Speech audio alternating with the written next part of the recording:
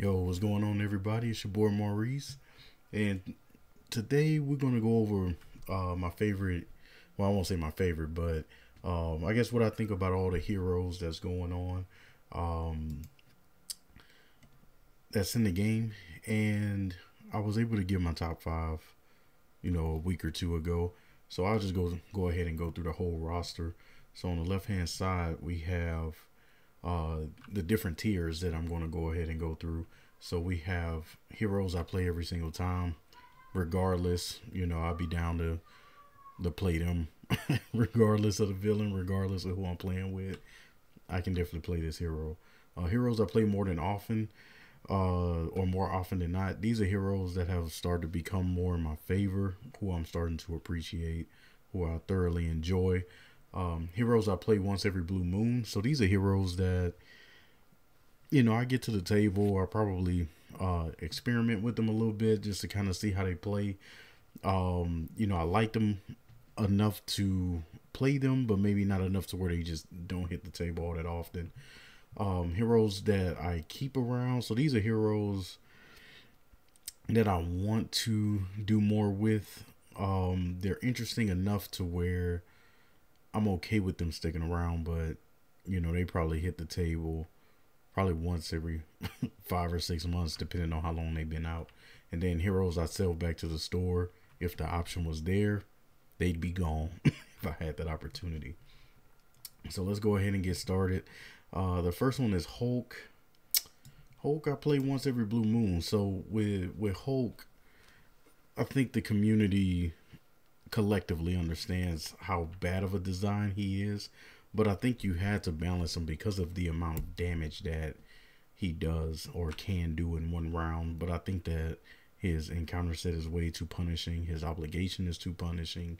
Even his hero ability is the only one that I know of that only negatively affects you, which is crazy to me.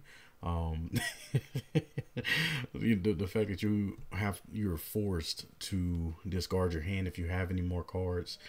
They try to balance it out with him having the triple resource, and a lot of his cards are worth 3, so it's a way to kind of at least play the majority of your hand, if not all of it, every turn. But he's an interesting puzzle that I enjoyed trying to figure out. So he's one I play every once in a while, and I got a friend that plays that loves him to death. I think he's decent, but to each his own, I suppose. Captain America. What I love about this hero is he can fit any situation, and I don't think he's broken enough to where he just destroys every single villain. I think that he's one of the few heroes that don't have a lot of downside. He can play any aspect that you want. He can play any role that you need him to. With the heroic strikes, he can deal a ton of damage and stun. With the shield toss, he can become a minion slayer.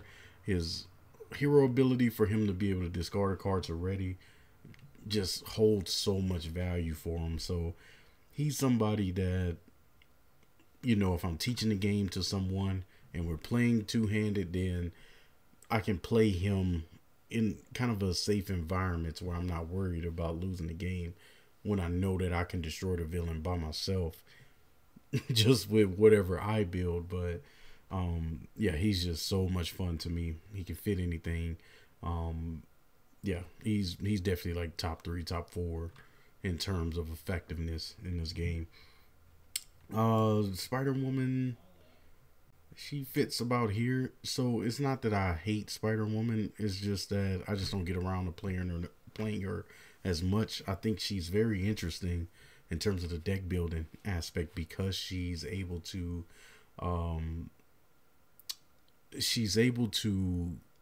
open up so many different options because of her deck building options. She has a way for you to be able to use 2 different aspects, and I think you have to use an equal amount within those 2 aspects.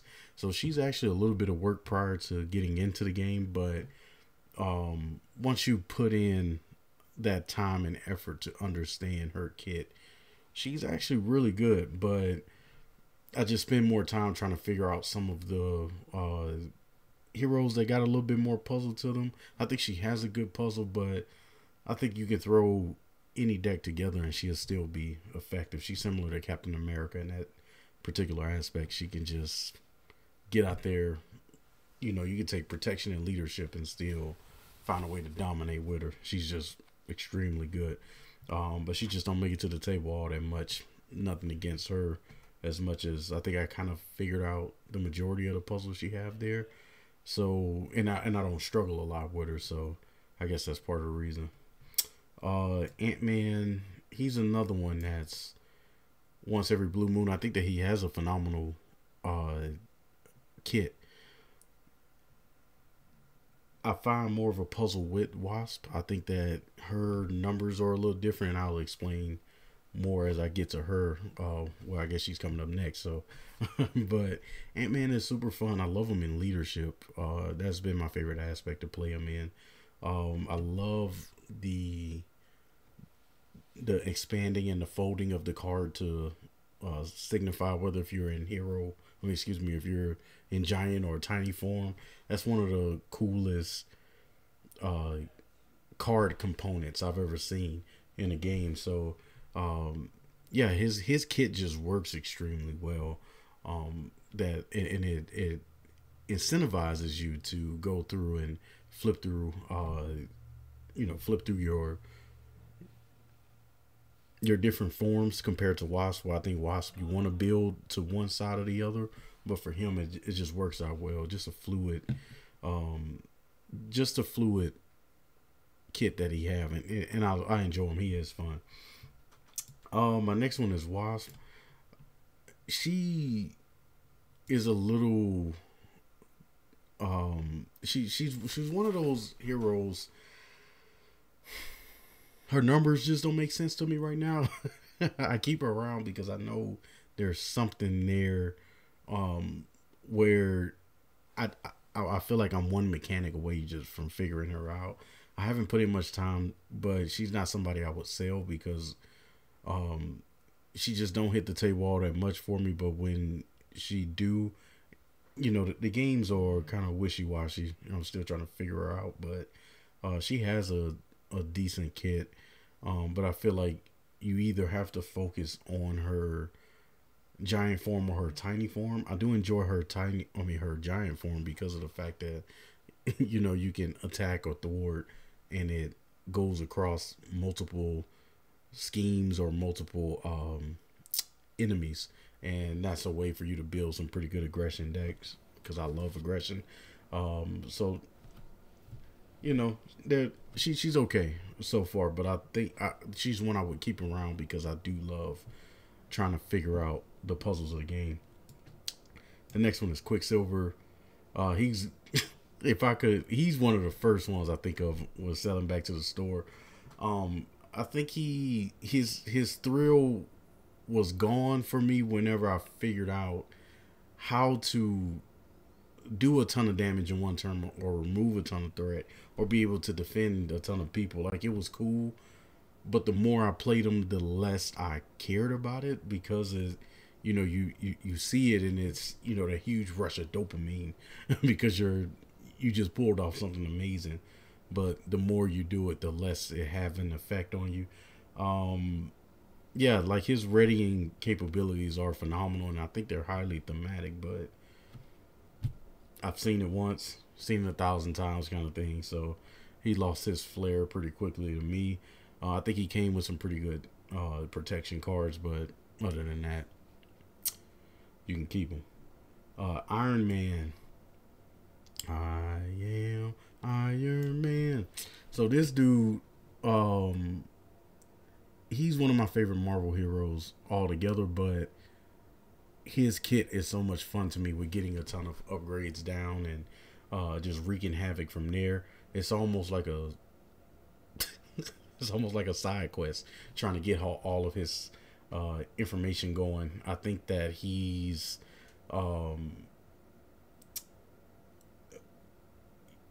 it's nice that his kit does so much because you lose so much tempo in the beginning because you're trying to find tech items. The good thing is the game consistently is evolving, so there are a ton more. There are just a ridiculous amount of tech items in the game now. So it's you increase your chances from 7 out of 40 to you can bump that up easily to 13 or 14 cards out of 40 or 50 if you decide to build that far. So you have a high chance of drawing into tech items to be able to get them down a little quicker. But once turn 10, hey, holla at me. It's just one of those things where he does so much in the game, especially once he's built, and it's fun trying to get him built, at least to me anyway. So he forces you to make some interesting decisions early with his futurist alter ego ability, where you draw 3 cards and then you get to choose one and discard the other 2. So there's a bit of risk involved in that too, but he's just fun for me with trying to hurry up and get him built and get him rolling before it's too late, either with the threat or the board state is just completely out of control. So he's one that I can literally pick up and play every single game and not get tired of him. I don't know what it is about him that excites me, but he's just so much fun, especially when half your deck is already out on the board. I just love seeing that. So that's where he's at for me. With Scarlet Witch, she's in the heroes I keep around. Actually, you know what? I lied. She's in the sell back to the store right now. I know that she's highly coveted in the community, but for me, she's just not that fun. She could do some cool things. I like that she have the 4 hex bolts and her molecular decay that allows her to deal 5 damage and then flip over 2 cards and however many boost icons. So I think she scales well as the difficulty ramps up, because there are some of those cards that are starting to get to 4 boost icons, which is crazy. But man, I don't know. I just never had a lot of fun playing her. Like, it was cool getting those hex bolts to work and manipulating the boost icons with her abilities and her crest, but I don't know. She just doesn't do it for me right now. But what's funny is I do have a deck with her and Spectrum that I'm going to try out. Because Spectrum is roughly in the same boat for me as well. But if the decision was made today, she'd be out of here. Groot, same line. He's fun in protection for me, but that's where it stops. He's like Drax to me, where he's kind of one-dimensional, but he has tools to kind of keep himself versatile enough to where he's not having threat, take over, or too many minions, out there. He has enough in this kit to where he can be supportive at the very least, but he's just not fun. There's not much to say here for me. I think the Groot counters are kind of cool and thematic for him, but that's where it ends for me. He's just not that fun. Star-Lord up to the top. His mechanic of taking an encounter card and playing a card for 3 cheaper has gotten me in so much trouble in games, but it's been worth it. It's the risk, the high risk, high reward gameplay that he has. Kind of made the game less safer, but more rewarding, because he doesn't fit the typical build style hero, in the sense that you just kind of play down what you can and then go from there. Whereas him is like, let's get this ball rolling and try to out tempo the villain. I'm going to take some hits, but you know what? If I can come out on top on this, that I'm destroying. I mean, I was able to do 2 back-to-back sliding shots. One was worth, oh my goodness, 11, and the other one was worth 13. So you can imagine it. I had almost half the encounter deck in front of me, but and I end up winning off of those 2 cards. Thank the Lord, because that would have been a nasty turn I didn't want to see. I just went ahead and shuffled the encounter cards back in once I won. I didn't want to see it, but he's just so much fun. I didn't like his cost curve at first, but it makes sense with this ability, that his ability and cost curve kind of forces you to play a little risky from time to time. So you just have to kind of take your chances on when you want to take an encounter card. You know, if you haven't seen Shadows of the Past, then you might want to look out for it, especially with him, because he have one of the more punishing. He just has one of the more punishing Nemesis sets to me. Mr. Knife comes in at 6. I think he's 2/2. Villainous, I think, but that Spartanoid Cunning comes out at the wrong time every single time. It's just a mess. So the faster you can get out the game, the faster, well, the easier things are with Star Lord. Especially if you're playing risky, but I just love that risky style. Gamora, I enjoy her efficiency. She's from a mathematical, statistical level. She's so much fun with trying to figure out the best combos to get her going, you know, where she can pick, you know, 6 events out of 2 different aspects while she's building. And to be able to trigger her hero abilities has been amazing. Like it just feels good when she works. And I think that that's one of the bigger draws that I have for her. Is whenever she's clicking is just so much fun with triggering her, attacking her, thwarting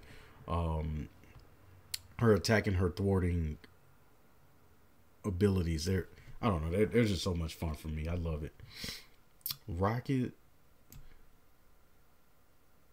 shouldn't make sense, but he just works for me. His guns are some of the most fun parts of the game for me, with trying to get his particle cannon down, get some battery packs down, shift over those counters from the battery packs to his particle cannon, and then going through and just wreaking havoc, man. He's just so much fun, especially now that they have the side holster card, which I think may have came with either, can't remember if it was him or Venom, where he can have some extra guns out there, and you're just trying to overkill everything to be able to get that card draw, or just get a ton of weapons out, hit the villain, and then hit that reload to ready them all, and then fire again. Man, he's just so much fun. I always enjoy playing with him. He's one of those ones I think that'll forever be in this row for me, because he win, lose, or draw, like I'm just having so much fun with him. Drax, I didn't care for him when he first came out, but now that he's out, I love that kind of bully gameplay he have with the villain, where he's consistently taunting the villain to get them to attack, to get those vengeance counters up so that you can start hitting the villain for 5, and whenever the villain attacks, you get to draw a card. He's just so much fun, man. I think that he takes one of the scariest parts of the game, which is getting hit by the villain, and makes it fun. And I think that that's something that you don't really see all that often. So I'm hoping that we get a thwarting hero that's similar, where you instead of, you know, drawing in attacks, you're trying to get the villain to scheme. Maybe that's a Daredevil deal, but we'll see, man. I think that he definitely set kind of an archetype for another thwarting hero to come in and do a similar thing. But he's just so much fun. I think he's one-dimensional, similarly to Groot, but his is way more fun to play. Venom, along the same lines as Rocket, he got a ton of guns that just work for me. I know his pistols don't really seem like the way that you would use pistols, so to speak, thematically. But I think it's fun to where you can kind of boost up his stat line wherever you need it. And I think that was the cool part for me in the multi-gun. It's one of the most powerful cards in the game. You get that on the table, and there's so much control that he has for the board state that it's madness with him. So, yeah, he's pretty straightforward. I love the idea of the taking the damage to be able to get a resource, a wild resource. I just don't like his event cards where you kind of have to have the same resource to be able to get whatever that extra kick that you can get out of it. And I feel like it goes against the kind of card that it is. For instance, with Savage Attack, that would be more along the lines of an aggression card, but it asks for 2 energy, which normally something like that is essentially relentless assault. So I don't understand why it wasn't 2 physical resources, but I didn't make the game. It is what it is. We deal with it. But that doesn't stop me from playing him. I just love his style. Adam Warlock being sold back. I just haven't figured him out. I know that there's the Wild Tutor deck out there that does make him feel fun, but I feel like that's the only way I can have fun with him is by a deck like that. And I don't know if that's the most efficient way to play him, but it's just not that fun for me outside of having him be able to. His deck building is somewhat fun, but I just haven't figured out what really makes him tick outside of his battle mage ability. Like, he's just not that fun to me. Spectrum, she's somebody I keep around. I've had some good games with her, some bad games, but I still haven't figured out, how to best utilize her forms. And for her, when you're stuck in the form you don't want to be in and you really don't want to go down, it really feels bad to play as her. And I haven't quite figured out with her economy what she really wants to do. And I think that, she have those events. Hopefully they're spread out through the deck, right? Where you can manipulate the forms that you're in. But I haven't quite seen the formula yet for her. So she's somebody I keep around just to kind of figure out, similar to Wasp. I kind of want to figure them out because they're good, but just haven't seen what makes them tick. Nebula, she's somebody that is extremely interesting for me. She's kind of like Black Widow with her techniques, where but the issue is you don't get to set them off whenever you want to.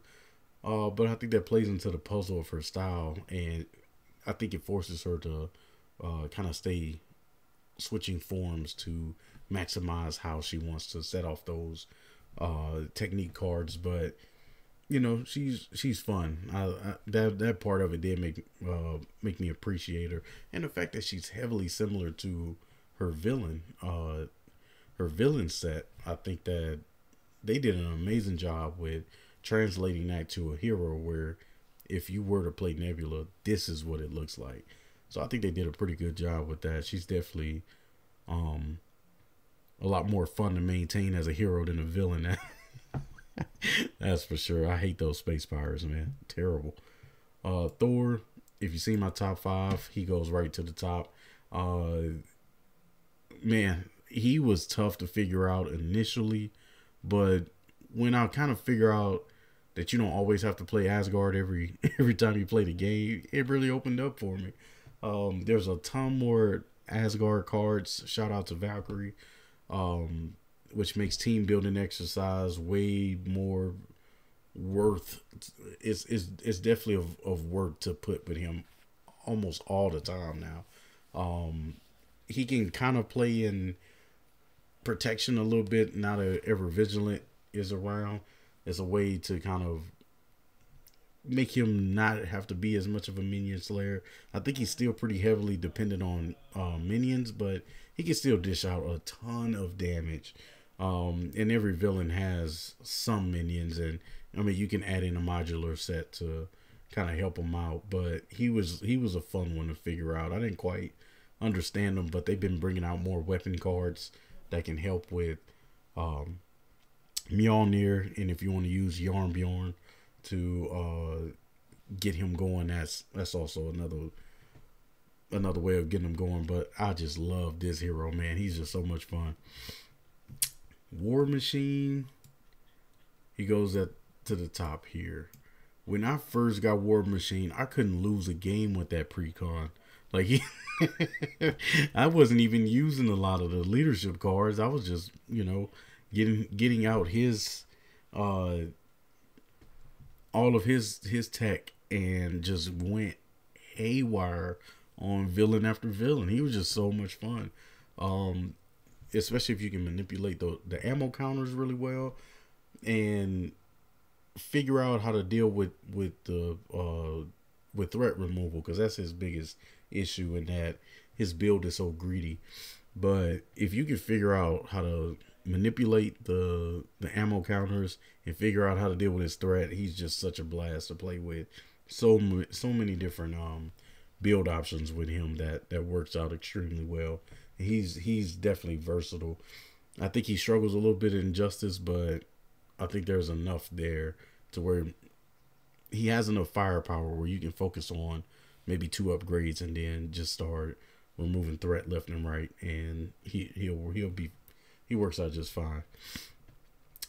Captain Marvel is definitely at the top there for me.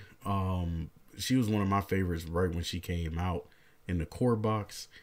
She's super fun to play. She's an easy one you can pass off to someone if they're learning the game because of her high economy and the amount of damage that she does.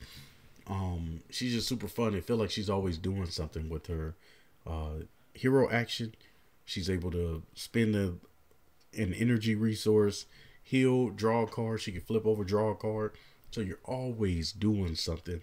And when you have the Alpha Flight Station out, that makes it even more fun. She just has so much in her original kit.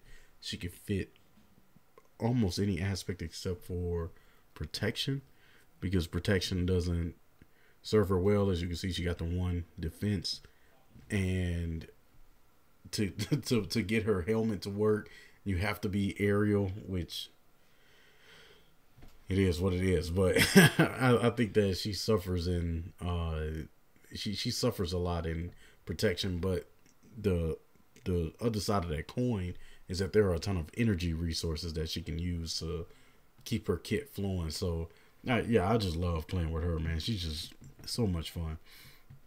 Valkyrie is a hero I play once every blue moon. I'm still figuring out her strategy. My biggest complaint with her is both the cost of Death Glow and the economy around it, regardless of if it's in play or not, as well as what is it called, Valhalla.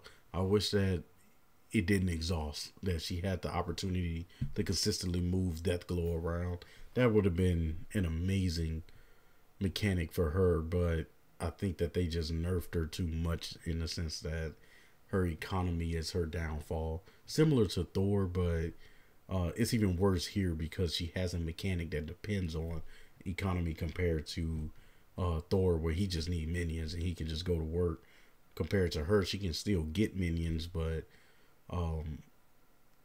if you're not looking at Chooser of the Slain and looking solely at her Death Glow, it's just such a mess to try to keep it going. But I think that she's fun. Like, she's been extremely fun trying to figure out.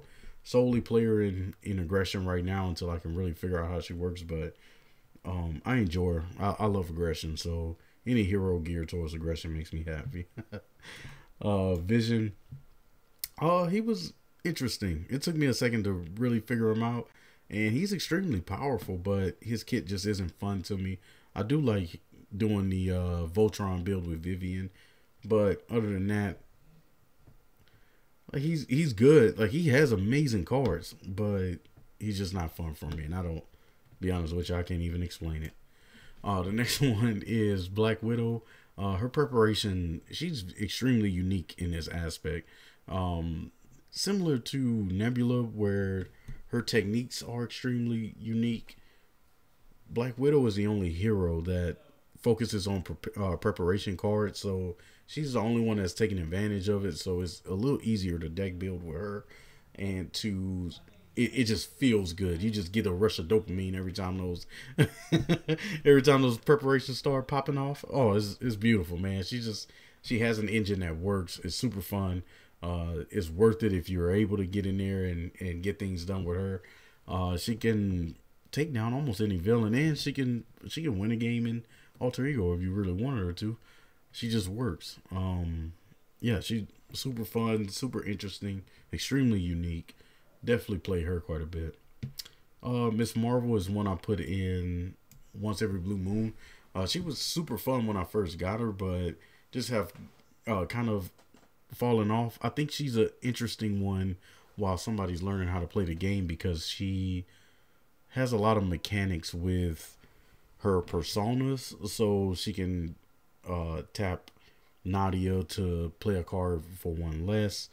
Uh, Bruno, she can, I think it's Corelli. He can kind of hide cards for you until you need them. Amir Khan allows you to, um, I think it's take a card off the top and then move a card to the bottom of the deck. So he kind of plays with, allows you to play with the deck to figure things out. And she has a lot of hand management within her, no pun intended. She has a lot of hand management that she can do with uh, tapping herself whenever she play event to have an event come back to her hand. She can just do so much. And so if somebody's trying to learn some of the mechanics of the game, Miss Marvel covers quite a bit of mechanics just with her kit alone. Doctor Strange, I keep him around. I think that he is similar to Quicksilver in the sense of he has his kind of one and done trick for me. His invocation deck, it's hard to not play with his invocation deck. And I wish that there would have been more with him outside of the invocation deck because all of his cards are more or less focused on trying to get yourself an engine going to play those spells in the invocation deck.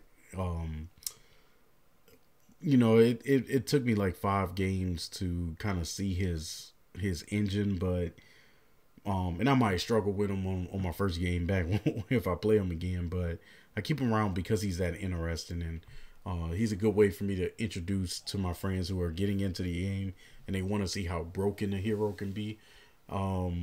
He still has his drawbacks because you still need to get some upgrades down to really get him going, but he can just outpace villains so quickly with that invocation deck that it gets out of control. But I keep him around because he is unique in having that deck. Nobody else has anything close to that, so he's interesting enough to where I like to keep him. She-Hulk, ooh, she's like right here. Like she's fun.